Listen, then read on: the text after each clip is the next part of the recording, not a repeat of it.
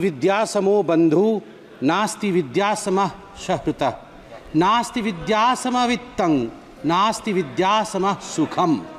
विद्या जैसा कोई बंधु नहीं, विद्या जैसा कोई मित्र नहीं, विद्या जैसा अन्य कोई धन नहीं, विद्या जैसा कोई सुख नहीं। जिसके पास विद्या है, जिसके पास सुख है, वही बलवान है, वही धनवान है। वह अपराजित होता है, उसका कभी पराजय नहीं होता। जिसके पास माँ सरस्वती का वरदान होता है और जो विद्यावान होता है। और सभापति महोदय, मैं इस सभागृह में मौजूद सभी सदस्यों को, माननीय सदस्यों को धन्यवाद देना चाहूँगा। आज जिस प्रकार से यह चर्चा चल रही है, मैं बहस नहीं कहूँगा, यह बहस नहीं है, यह चर्चा है। और जिस राष्ट्र में शिक्षा को लेकर चर्चा होती हो, जिस राष्ट्र में शिक्षा को लेकर इस प्रकार से सभी एक समकक्ष के रूप में आगे बढ़ते हो, वह राष्ट्र अपराजय है। वह राष्ट्र एक दिन विश्वगुरु अवश्य बनेगा, इसमें कोई दो मत नहीं। इस बजट में 3 शब्दों के लिए बहुत महत्वपूर्ण अनुदान दिए गए हैं, प्रावधान किए गए हैं, चर्चा की गई। वह है शिक्षा, स्किलिंग, उद्यमिता और उसके साथ रोजगार। सभापति महोदय, मैं इस सभागृह में बैठकर सभी के भाषणों को सुन रहा था। कुछ लोगों ने हमें मनुवादी भी कहा अभी थोड़ी देर पहले, और कुछ लोगों ने कहा कि पुरातन भारत में इस प्रकार की विधाएं थी जिसमें कुछ जातियों को शिक्षा से वंचित रखा जाता था, महिलाओं को शिक्षा से वंचित रखा जाता था। उसके विषय में बहुत चर्चा हुई है। मैं बताना चाहता हूं, at the outset I want to define this word Bharat. Bharat का अर्थ क्या है? भा से रथ हो जो भूमि, वह भारत है। भा क्या होता है? भा मूल शब्द होता है प्रकाश का। भास्कर, जो प्रकाश देता है वो भास्कर है। भारती माने सरस्वती, जो ज्ञान देती है, जो शिक्षा देती है, जो विद्या देती है, वो सरस्वती, वो भारती है। जो भूमि खंड अनादिकाल से अनादिकाल तक ज्ञान और विद्या और शिक्षा से रत हो, वही भारत है। मैं आप सभी को आकर्षित करना चाहूंगा। बहुत फोटो दिखाए गए हैं इस गृह में, भगवान के भी तस्वीर दिखाए गए हैं। मैं बिना तस्वीर दिखाए एक ऐसा तस्वीर दिखाऊंगा जो तस्वीर आप सबके मन में बसता है। कल्प का अंत होता है, एक कल्प के अंत के हो पश्चात भगवान विष्णु, भगवान नारायण क्षीर सागर में सर्प के ऊपर विराजमान होते हैं, शेषनाग के ऊपर विराजमान होते हैं।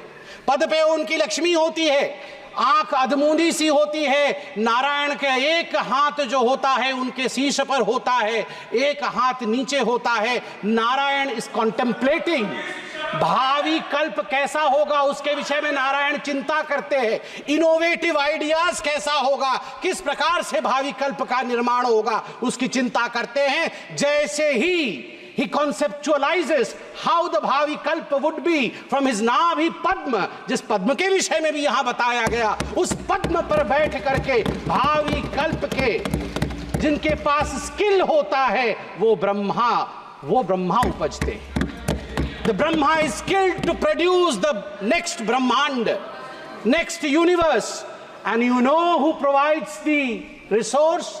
जब उनके पास इनोवेशन होता है तो वो महालक्ष्मी की तरफ देख के बोलते हैं, महालक्ष्मी मेरा डिमांड फॉर ग्रांट है, मेरा डिमांड फॉर ग्रांट है, आप मुझे ग्रांट कर दीजिए, आपके ग्रांट से ये ब्रह्मांड बनेगा। There is no gender in Vaikuntha, Vaikuntha में कोई नर नहीं, कोई नारायण नहीं, वही नारायण नारायणी है, वही शिव शिवी है, वही पार्वती है, वही शिव है। इसलिए यह धारणा गलत है कि नारी नर के पैरों के पास बैठी है।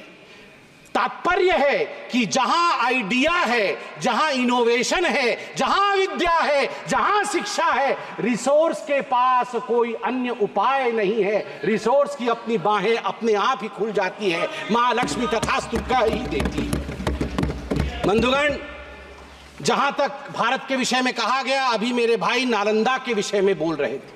जब नालंदा को बख्तियार खिलजी ने आग लगाया था, 3 महीनों तक नालंदा जला था, 3 महीनों तक।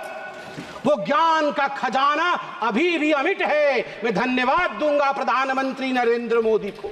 जो आग तब जली थी, वो आग आज बुझी है, वो आग आज बुझी है। भारत की आबादी के 40% बच्चे और युवा हैं। 40% बच्चे और युवा हैं। यह एक डेमोग्राफिक डिविडेंड भी है। This is the demographic dividend of India, but it's a big challenge as well. ये एक बहुत बड़ा चैलेंज भी है। शिक्षा, कौशल और रोजगार, जिस प्रकार से उसके लिए 1.48 लाख करोड़ यह प्रस्तावित किया गया है इस बजट में रखा गया है। I commend this government. I applaud this government. I applaud Narendra Modi ji and Dharmendra Pradhan ji, Nirmala Sitharaman ji for the work that they have been doing in this sector and the proposals that have been put forth in this budget. What is the most important reason behind putting most of the effort on skilling, on entrepreneurship, on innovation? The most important reason is that India wants to go towards Vikasit Bharat. We want to create a talent basket. We want to be a skill hub. We want to be a solution provider to the whole globe. And that's the reason as to why such importance has been given to skilling, employment generation, as well as way forward. Flagship programs like Samagra Shiksha, PM Shri, PM Poshan, they have received increased allotment in this budget, and let me commend the government that this budget allocation for the financial year 2024-25 of rupees 73,498 crore is the highest ever for the Department of School Education and Literacy. Manya Sabhapati Mahoday, let me present to you a comparative data, a comparative chart, which would show as to what was the situation before Modi ji came to power and how the situation of education has changed thereafter. You would be astonished to learn that the total budget for school and higher education, that is the Ministry of Education, for 2013-2014 was 79,451 crores only, compared to 1.21 lakh crore this budget year, this fiscal year. So the growth in the budget in the last 10 years has been 52.4%, a whooping 52.4%. Similarly, in the school education, the growth in budget has been 39.5%, and higher education, the allotment has increased by, I repeat, 78%. I emphasize 78% increment in the allotment on higher education. Sir, today a lot has been talked about reservation. My good friend from this side and my friends on that side, they've exchanged arguments about reservation, आरक्षण. मुझे तो कहते हुए तकलीफ होती है, जो लोग आरक्षण के ऊपर इस प्रकार मगरमच्छ के आंसू बहाते हैं, वो लोग आज जवाब दें। कांग्रेस के दिग्गज नेता यहां मौजूद हैं, आप बताइए क्या ये सच नहीं है कि जो सेंट्रली फंडेड इंस्टीट्यूशंस हैं, जामिया मिलिया इस्लामिया और अलीगढ़ मुस्लिम यूनिवर्सिटी, भारत का संविधान कहता है कि ये सेंट्रली फंडेड इंस्टीट्यूशंस के अंदर भी हमारे एससी और हमारे एसटी बंधुओं के लिए आरक्षण का प्रावधान रहे। मगर बड़े दुख के साथ मुझे कहना पड़ रहा है, 2011 में जामिया मिलिया इस्लामिया से एससी एसटी स्टूडेंट का आरक्षण कांग्रेस पार्टी ने समाप्त कर दिया, और ठीक उसी प्रकार 1981 में अलीगढ़ मुस्लिम यूनिवर्सिटी से एससी एसटी स्टूडेंट्स का आरक्षण कांग्रेस पार्टी ने मुस्लिम तुष्टीकरण के कारण समाप्त कर दिया। इसके लिए कांग्रेस पार्टी को जवाब देना होगा। आज मैं सुन रहा था, यहां कोई पेपर लीक के विषय में कह रहा था, अरे अपने गिरेबान में झांक के देखो भैया, गिरेबान के अंदर पाप ही पाप भरा हुआ है और आप हमारी तरफ देख रहे हो। नीट के एग्जाम को लेकर सुप्रीम कोर्ट का जजमेंट आया है कुछ दिनों पहले और मैं कॉन्ग्रेचुलेशंस कहना चाहूंगा इस सरकार को। बिल्कुल सही तरीके से जो धर्मेंद्र प्रधान जी ने उस दिन यहां पर आप लोग चिल्ला रहे थे, धर्मेंद्र प्रधान जी ने जो कहा था इंतजार करिए, we will come out clean on NEET examination, the highest court of this country has buried us, the highest court of this country has given its verdict. But let me read out, आपके पाप के चिट्ठे, आप मतलब ये दिल्ली वाले आप नहीं, आपके पाप के चिट्ठे मतलब आपके 2006 में कहां ये सब लीक हुए थे। देखिए 2006 में CBSE class 12 accountancy paper leak, 2007 Akhil Bharatiya engineering प्रवेश पत्र परीक्षा पेपर लीक AIEEE, 2008 में PMT pre medical paper leak, 2012 में all India institute of medical science परीक्षा पेपर लीक, 2014 में सीबीएसई कक्षा 10 और कक्षा 12 की पेपर लीक, 2013 में Maharashtra SSC exam paper leak, 2016 में कर्नाटका पीयूसी परीक्षा पेपर लीक, सिद्धरामैया की सरकार थी, 2013 में Rajasthan university paper leak Ashok Gehlot ji की सरकार थी, 2011 में हरियाणा बोर्ड परीक्षा पेपर लीक भूपेंद्र सिंह हुड्डा जी की सरकार थी, 2013 में राजस्थान लोक सेवा आयोग RPSC पेपर लीक आपकी सरकार थी। आप जरा सोच के देखिए, आप जरा सोच के देखिए आपके गिरेबान के अंदर किस प्रकार से पेपर लीक भरा हुआ है। मुझे बड़े गर्व के साथ आज कहना पड़ रहा है कि इस सरकार ने पेपर लीक को रोकने के लिए 5 फरवरी को एक ऐसा बिल रखा है जिस बिल का नाम है the public examinations prevention of unfair means bill 2024, जिसमें 10 साल के जेल का प्रावधान है और 1 करोड़ रुपए तक का फाइन रखा गया है। सभापति महोदय, कष्ट के साथ कहना पड़ रहा है 34 वर्ष बीत गए, यहां युवक सांसद बैठे, बड़ा सम्मान करता हूं मैं, युवा सांसद है यहां कि कितने युवा सांसद है देखिए, इनसे पूछिए आप NEP नेशनल एजुकेशन पॉलिसी को आने में 34 वर्ष क्यों लगे। गर्व के साथ कहूंगा 2014 में प्रधानमंत्री नरेंद्र मोदी, भारतीय जनता पार्टी ने अपने मैनिफेस्टो में सीना ठोक करके कहा था हम सरकार में आएंगे, नई शिक्षा नीति लाएंगे और हमने वो करके दिखाया है। ये मोदी की गारंटी है नई शिक्षा नीति और अमूलचूल परिवर्तन है नई शिक्षा नीति में। मदर टंग, मातृभाषा के लिए सम्मान है, एक कॉम्प्रिहेंसिव होलिस्टिक अप्रोच है पूरी शिक्षा के प्रति। आप सोच के देखिए इस देश में जो आज चिल्ला रहे हैं उस तरफ बैठ करके 34 वर्षों तक ये मौन थे, 34 वर्षों तक इन्होंने आवाज नहीं उठाई। शिक्षा में परिवर्तन होना चाहिए इस विषय में इनकी धारणा नहीं बनी। एक नरेंद्र मोदी को आना पड़ा NEP को लाने के लिए। अध्यक्ष जी, मैं जानता हूं समय की एक सीमा होती है, इसलिए मैं अपने अंतिम पक्ष में कुछ कंपैरेटिव डाटा रखूंगा। स्टेटस ऑफ एजुकेशनल इंडिकेटर्स, बहुत लोगों ने कहा कि आप लोगों ने क्या कर दिया। मुझे लगता है कि सबसे बढ़िया होता है स्टैटिस्टिक्स रखा जाए। आप अगर यहां आंकड़े रख देंगे, आंकड़े को कोई झुठला नहीं सकता है, तो आज मेरे हाथ में वो आंकड़े हैं जिनको कोई झुठला नहीं सकता है। ये आंकड़े क्या कहते हैं? Gross enrolment ratio at primary level 3.31% बढ़ोतरी हुई है नरेंद्र मोदी जी के आने के पश्चात। Gross enrolment ratio at upper primary level 4% की बढ़ोतरी हुई है नरेंद्र मोदी जी के आने के पश्चात। प्यूपिल टीचर रेशियो, आज कोई मेरे साथी कह रहे थे टीचर की संख्या कम हो गई है, बंधुगण सुन लीजिए, प्यूपिल टीचर रेशियो जो PTR होता है उसमें 9% की बढ़ोतरी हुई है नरेंद्र मोदी जी के आने के बाद, 9% की बढ़ोतरी हुई है। ठीक उसी प्रकार मुझे तो तकलीफ लगती है, मुझे तकलीफ होती है सोच करके स्कूल में इलेक्ट्रिसिटी नहीं थे। आंकड़े कहते हैं 36% इंक्रीज हुआ है नरेंद्र मोदी प्रधानमंत्री बनने के पश्चात। We have 36% increment in electrification of schools.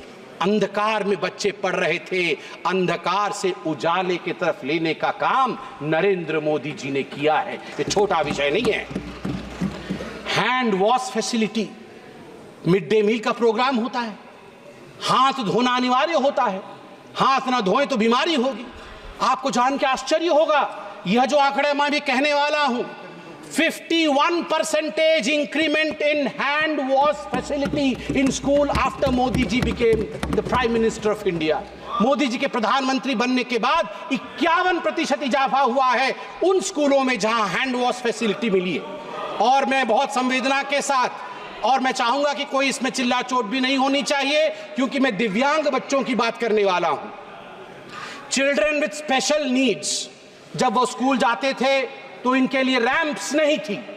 Modi ji ने इसके लिए स्पेशल बैठक ली, इसके लिए एक अलग रूप से बैठक हुई है, और उस बैठक का परिणाम रहा, उसका नतीजा रहा कि आज 14% से अधिक इजाफा हुआ है उन स्कूलों का जिसमें स्पेशली एबल्ड बच्चों के लिए रैंप्स है, फैसिलिटी है कि वो बच्चे आराम से जाके शिक्षा ग्रहण कर सके। केवल इतना ही नहीं है, यहां बहुत सारी बातें हुई हैं आरक्षण को लेकर, उसके विषय में मैंने बताया। मेरे भाई भी वहां बैठे हैं जो इस विषय को लेकर चिंतित भी रहते हैं। होना भी चाहिए, बिल्कुल होना चाहिए। मैं आपके लिए बता दूं sir, gross enrolment ratio for SC, अनुसूचित जाति का जो एनरोलमेंट रेशियो होता है, ग्रॉस एनरोलमेंट रेशियो, वो 17.1% था 2013-14 में, बढ़कर 23.1% हुआ है 21-22 में, जो कि 35% से अधिक का इजाफा है। धन्यवाद, आपने ताली इस पे मारी है। यही, this is bipartisanship, this is what we are standing for the betterment of the country. Gross enrollment ratio for ST increased by, just imagine, 67.2%। ST बच्चों की संख्या बढ़ के उनकी एनरोलमेंट आज 67.2% हुई है। क्यों ना हो? किस आदिवासी ने इस देश में कभी सोचा था कि हम में से एक बहन राष्ट्रपति बन जाएगी? ये हमारे लिए भाषण देने के लिए एक पॉइंट हो सकता है साहब, मगर अध्यक्ष महोदय जरा सोच के देखिए, किसी गांव के पेड़ के नीचे बैठी एक आदिवासी महिला सोच रही होगी कि अरे मेरी बहन हिंदुस्तान की प्रथम नागरिक है। ये हम जैसे लोग समझ नहीं पाएंगे जो आज यहां बैठे हुए हैं, मगर एक गरीब, एक आदिवासी से पूछिए उसको क्या मिला है, और 67.2% इंक्रीमेंट। और अंत में जो हायर एजुकेशन लर्निंग सेंटर्स है, IITs की संख्या 6 IITs, 7 नए IIM, 16 IITs, ट्रिपल IITs, 2 नए IISER, 1 नया, ये नहीं चाहिए। ये 6 नए IIT बन गए तो क्यों नाराज? अध्यक्ष महोदय, 6 नए IIT बने हैं, क्यों नाराज हैं? मैं जानता हूं अब मेरा समय, आप बोलेंगे कि घंटी बजे, इससे पहले मैं अपने क्षेत्र महाप्रभु जगन्नाथ जी के शरण में जाकर एक डिमांड फॉर ग्रांट, मेरा भी डिमांड फॉर ग्रांट है, मैं उसे भी रख देता हूं 1 मिनट में। बहन और भाई मेरे, ये महाप्रभु जगन्नाथ जी के क्षेत्र का है, सुन लीजिए। संबित पात्रा जी, काइंडली एड्रेस द चेयर। आप सभी अध्यक्ष महोदय, महाप्रभु जगन्नाथ जी की भूमि पुण्य भूमि है, पुरुषोत्तम क्षेत्र है। अभी थोड़ी देर पहले हमारे सदस्य प्रताप सारंगी जी ने बिल्कुल सही कहा, वहाँ उड़ीसा के गांधी कहा, जिनको हम कहते हैं, जिनको हम महात्मा गांधी कहते हैं, उड़ीसा के पंडित गोपबंधु